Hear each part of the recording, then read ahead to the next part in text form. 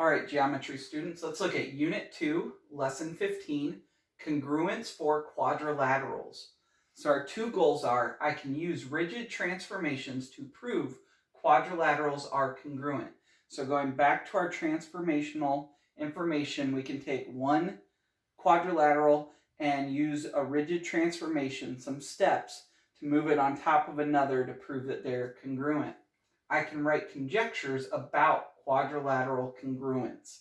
So can we create the conjectures, the hypothesis to test and prove? All right, our review and vocabulary are still rectangle and rhombus. So a rectangle is a four-sided shape, a quadrilateral with four right angles. And then our rhombus is a four-sided shape or a quadrilateral with four congruent sides. Your warm-up for tomorrow is, given that ABCD is a parallelogram, so I would recommend that you just draw out ABCD and mark it as a parallelogram. Identify things that we've learned that must be true about that parallelogram.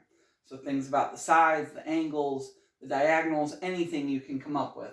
Write down things that must be true. Write down things that could possibly be true.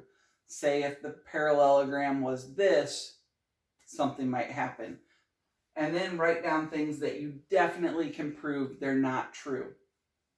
So you have ABCD as a parallelogram. Write down some things that must be true about it, some things that are possibly true, and some things that definitely can't be true. Bring that to class tomorrow. That's going to start our discussion. Thanks.